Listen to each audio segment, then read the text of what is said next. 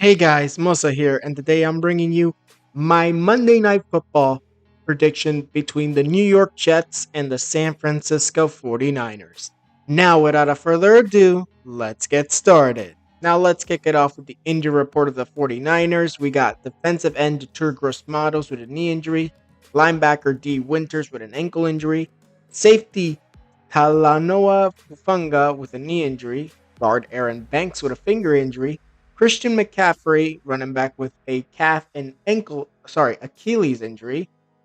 Running back Isaac Guerendo with a groin injury. Wide receiver Jawan Jennings with an ankle injury. Linebacker Tatum Bethune with an ankle injury. Guard Spencer Burford with a hand injury. And punter Mitch Wishnowski with a back and right knee injury. Now, out of all those players, the only two who are out are Detur Gross-Matos and D. Winters, while Funga is doubtful for the game and both Banks and Caffrey are questionable.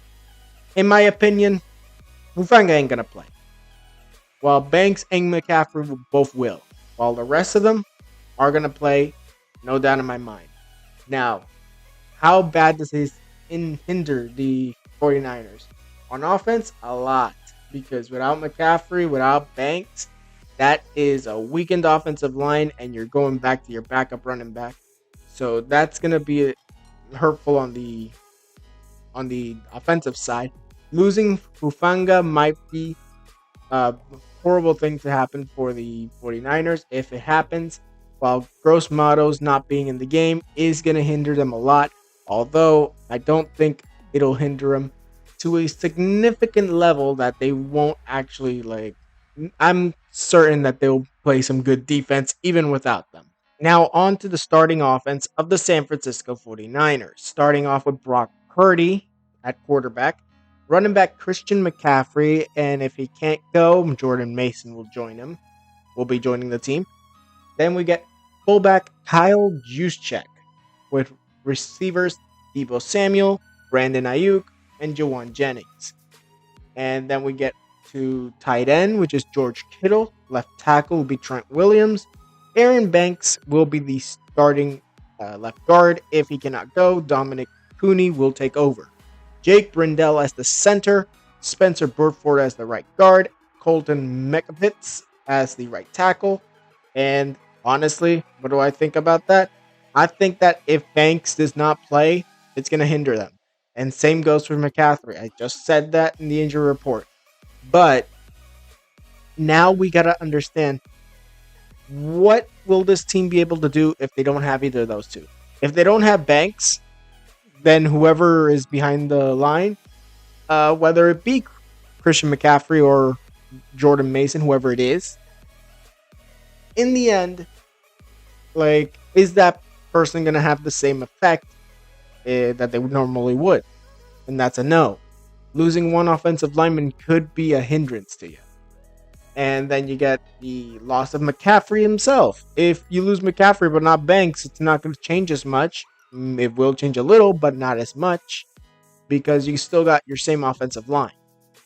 In the end, I think that the San Francisco 49ers on offense will do just fine. Now, moving on to the San Francisco defense. And the defense will consist of Leonard Floyd at left end, Nick Bosa at right end. Defensive tackles will be Malik Collins and Javon Hargrave, with strong side linebacker being Demetrius Flanagan Fowles, and Fred Warner being inside linebacker, with weak side linebacker being Devondre Campbell.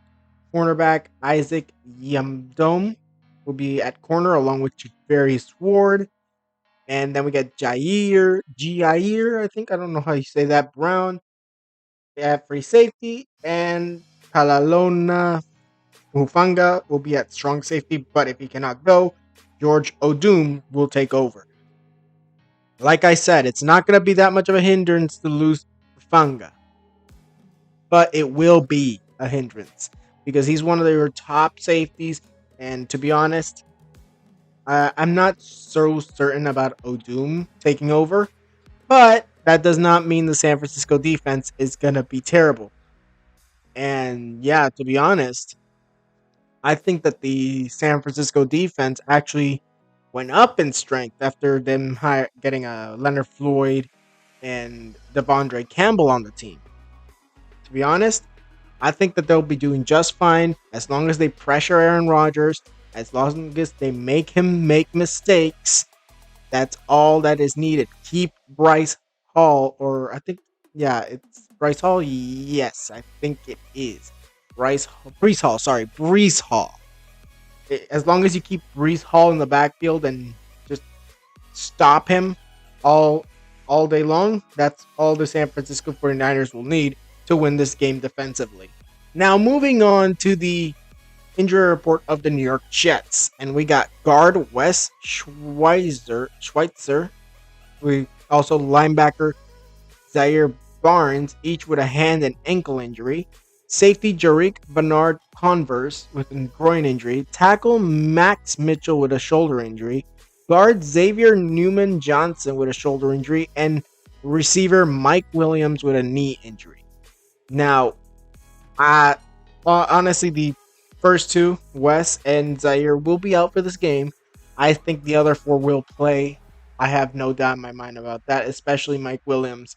Losing Williams is going to be a very big hindrance if because in the end, like, you're losing one of your top receivers. What do you got left? Alan Lazard and Garrett Williams. Garrett Wilson.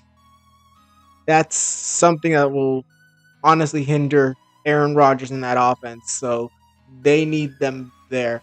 Now, Zaire Barnes and Wes Schweizer, losing an offensive lineman is terrible for the Jets. You got John Simpson coming in for him. And to be honest, after what happened to Aaron Rodgers last year, I am seeing kind of the same happening potentially today, but hopefully it doesn't, because I hope that Aaron Rodgers survives the entire season without an injury. Just let him play his season with the Jets, and let's see what he's got. But when it comes to the rest, I'm seeing it okay, but it's definitely going to hinder the Jets. Now on to the offense of the Jets, and we got Aaron Rodgers at quarterback, obviously. We got Brees Hall. I don't know why I keep saying Bryce Hall. Bryce Hall's the cornerback in the NFL. And then we got wide receivers Garrett Wilson and Mike Williams, along with Alan Lazard. If Williams can't go, well, Lazard will most likely take his spot and just put up another receiver at slot. Then we get Tyler Conklin at tight end. Left tackle Tyron Smith. Left guard John Simpson coming in for the injured Wes Schweitzer. Then we get Joe Tipman. He'll be the center. Elijah Vera Tucker will be the right guard. And Morgan Moses the right tackle. Now, when it comes down to it, as long as Brees Hall has the holes needed, I think he can get through the defense with no problems. If you can find Garrett Wilson and Mike Williams wide open deep downfield, Aaron Rodgers is probably going to take deep bomb. And then maybe an Alan Lazard short route, some sort of distraction. I don't know. But in the end, I think that they'll be fine in that scenario. I think they'll be fine. And the offensive line, I'm still saying Wes Schweitzer, the loss of him might actually hinder Aaron Rodgers. Not in the sense that, oh, he lost another offensive lineman. The guy on the other side, on the San Francisco 49ers, is the very guy who injured him last year. So that is going to be in the mind of Aaron Rodgers. Like, okay, I just lost an offensive lineman, and the guy who injured me and screwed me for the entire year last year is on the other side. So, but even if that's the case, even if that's not the case, I still think Aaron Rodgers will do just fine. Now on to the defense of the New York Jets, and we start off with defensive ends Jermaine Johnson II, along with Michael Clemens, defensive tackles Javon Kinlaw, former 49er, and Quillen Williams. Then we get Quincy Williams at strong side linebacker, CJ Mosley at inside linebacker, and Jamian Sherwood at weak side linebacker. DJ Reed and Sauce Gardner will be the corners, Tony Adams the free safety, and Chuck Clark the strong safety. I think that this defense will be okay, but the question is, can you stop Debo? Can you stop Ayuk? Can you stop McCaffrey if he plays? Can you stop Kittle? That's already four out of the five weapons of Aaron Rodgers, and that's not including Alan Lazard. So, oh, sorry, not Alan Lazard, but Jawan Jennings. I'm sorry, I meant Brock Purdy's weapons. But in the end,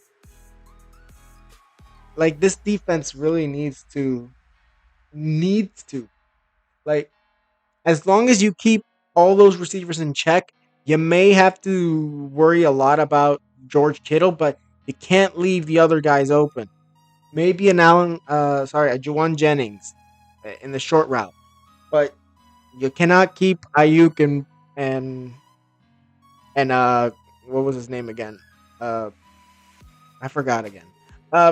In the end, it was Debo Samuels. That's it, Debo Samuels. You guys got to keep them in check because if you don't keep them in check, that's just gonna screw you over all night long. And to be honest, the defense of the Jets, I'm not really expecting much from them, but I'm not expecting a terrific loss for them. Now, for this game, I'm going to keep it close. I think it's going to be a 28-24 victory for the San Francisco 49ers. I think the 49ers will take the win. There's no doubt in my mind the 49ers are most likely going to be the NFC West champions. And the Jets, probably a wild card spot if possible, maybe a late, like a 7 seed, 6 seed, something like that. But in the end, what I think is going to happen is that it's going to be very close. You're going to see a game winning touchdown from Brock Purdy and the 49ers. They're going to get that game winning score to win it 28-24. But the question is, the true question is, how will the Jets be prepared for that of the 49ers after what happened last year? Not necessarily against the 49ers, but to Aaron Rodgers. Can Aaron Rodgers stay healthy throughout the game? That is the question. I think Tyrod Taylor's his backup now, and they got a Jordan Travis as the third stringer. But the point is, Aaron goes down, I think it's over for the Jets. Now, that was it for this video. Tell me what you guys think in the comments below. Tweet me any video ideas, and also tell me down in the comments below who do you think will win and who do you think will lose. Tell me down in the comments below. Now, like this video if you liked it, subscribe, and hit the notification if you want more videos. And I'll see you guys next time.